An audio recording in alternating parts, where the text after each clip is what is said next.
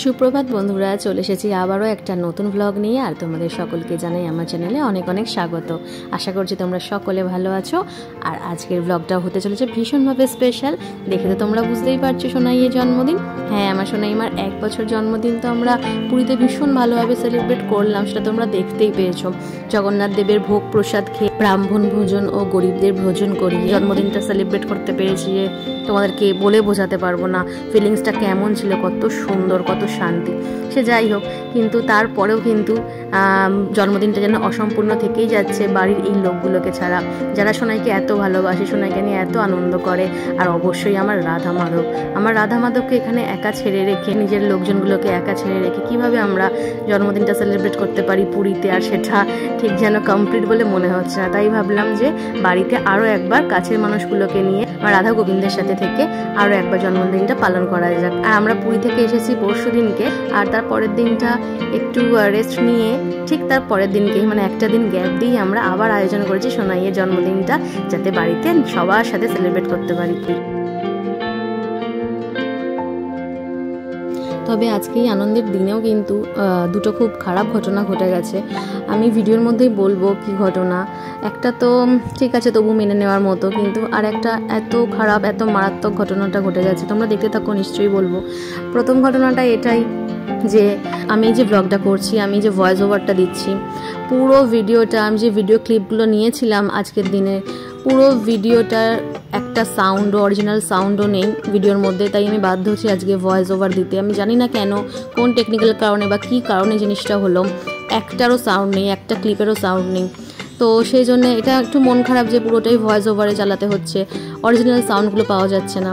তো এটা তো গেল যেমন তেমন, এটা তো তবু মেনে নেওয়ার মতো।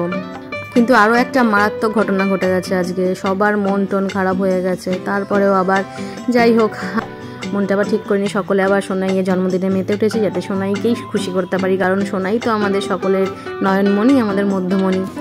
হ্যাঁ, এবারে ঘটনাটা বলি। এই যে মুহূর্তগুলো তোমরা দেখছো, এত খুশি, এত আনন্দের মুহূর্তগুলো, ভাবতে পারবে না যে এই মুহূর্তগুলোর থেকে শুধুমাত্র আধ ঘন্টা আগে কি হয়ে গেছে। মানে আমরা সবাই সোনাইয়ের জন্মদিনের অ্যারেঞ্জমেন্ট করছি, সবাই এসে গেছে, সবাই সোনাইকে নিয়ে মজা করছে, আনন্দ করছে, খেলছে। তার মধ্যেই যেহেতু সবাই এসেছে, সবাই সবার মধ্যে কথা বলার মধ্যে একটু সামান্য কয়েক সেকেন্ডের জন্য হয়তো ব্যস্ত হয়ে গেছে। কিন্তু দুপাশে দুজন ছিল, সোনাইকে চেয়ারের ওপর দাঁড় করানো ছিল, আর সোনাইয়ের এক পাশে ছিল আমার বড়দি, এক পাশে ছিল মা। তো হঠাৎ করে জানি না, কোনো একটা বেখেয়াল বশত সোনাই চেয়ার থেকে একদম উল্টে ফ্লোরে পড়ে গেছে। মাথার পেছন দিকটা একদম ফ্লোরের ওপর এত জোরে পড়েছে, এতটাই জোরে পড়েছে। আর একটা উঁচু চেয়ার থেকে, ও সবে মাত্র 1 বছর হয়েছে, বুঝতেই পারছো, একটা এত বড় উঁচু ডাইনিং চেয়ার, সেই ডাইনিং চেয়ার থেকে এতটা জোরে একটা 1 বছরের ছোট্ট বাচ্চা যদি পড়ে, মাথার পেছন দিকটা লাগে, আর তারস্বরে চিৎকার করে কান্না ওর শুরু। তো সেই পরিস্থিতিতে সকলের মন মেজাজ কীরকম থাকতে পারে আশা করি তোমরা বুঝতে পারছো। তো মানে এতটাই জোরে, ওর বাবা তো একদম পুরো মানে দেখে ভয়তে পাগলের মতো করছে। আমি আমার সাহসটা একটু বেশি বলে আমি ওকে ওই অবস্থাতেই, আমি ভয় না পেয়ে ওকে সামলালাম। মানে যেন মনে হয় মাথাটা বোধহয় ফেটেই গেল, হয়তো কিছু হয়েই গেল অঘটন, এমনই একটা আমার সিচুয়েশান তৈরি হয়েছিল। সবাই ভয় পেয়ে গেছে, এতটা জোরে কাঁদছে, সে কান্না থামছে না।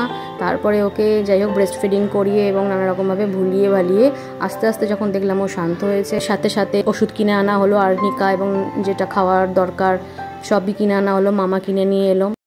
ইনস্ট্যান্ট ডক্টরকে অনলাইন কনসাল্ট করলাম। ডক্টর বললেন এখন তো কোনো সমস্যা নেই, যদি সমস্যা পড়ে মনে হয় কিছু, তখন যেন জানান। তারপরে সমস্ত ওষুধ, মলম, যা যা লাগানোর, ওষুধ খাওয়ানোর, সেগুলো খাইয়ে দিয়ে যখন দেখলাম ও নিজে রিল্যাক্স হলো, নিজে স্বাভাবিক হলো, শান্ত হলো, তখন আমরাও নিজেরা একটু যেন হাঁফ ছেড়ে বাঁচলাম, রিলিফ পেলাম, রিল্যাক্স হলাম। আর তারপর ভাবলাম যে না, আর এইভাবে মনে এরকম এইসব ভাবনা চিন্তা নিয়ে ঘুরলে তো ভালো লাগবে না, মনটা ঠিক করতে হবে। তো চলো সবাই আবার সোনাইকে নিয়ে আনন্দে মেতে উঠি, কারণ আমার সোনাইয়ের জন্যই তো সব আয়োজন। তো ওর জন্যই সব কিছু করা, যদি ও এইভাবে বসে থাকে আমাদেরও ভালো লাগবে না, কারোরই ভালো লাগবে না। তো চলো ওকে নিয়ে একটু হই হুল্লোড় করা যায়। তারপরে শুরু করলাম আমরা এই সমস্ত কেক কাটা, গিফট দেওয়া নেওয়া সব।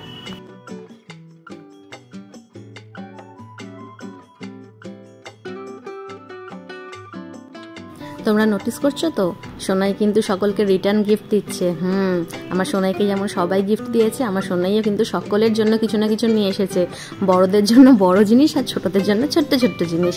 এই যে মামা, মেশো আর আমার জামাইবাবুর জন্য নিয়ে এসেছে 3টে পাঞ্জাবি পুরী থেকে কিনে, আর মামি, মাসি বড়দের জন্য নিয়ে এসেছে শল আর কুর্তি, আর ওর মামা, মিমি, বড়দা ভাই সকলের জন্য নিয়ে এসেছে চিপস, জুস, ক্যান্ডি এইসব।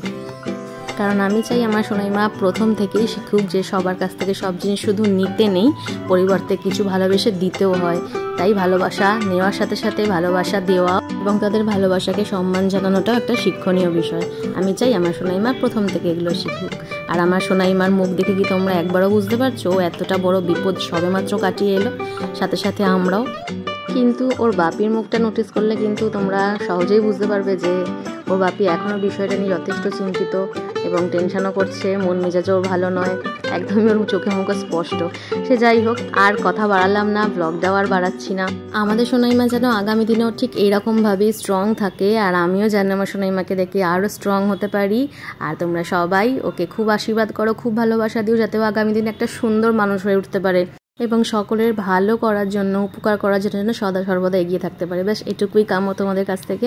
আর আমার রাধা মাধবের কাছেও এইটুকুই প্রার্থনা, ও যেন সুস্থ, স্বাভাবিক, সুন্দরভাবে একটা দীর্ঘ জীবন কাটিয়ে উঠতে পারে। ব্লগটা কেমন লাগলো অবশ্যই জানিও। দেখা হবে খুব তাড়াতাড়ি। সকলে খুব ভালো থেকো। টাটা।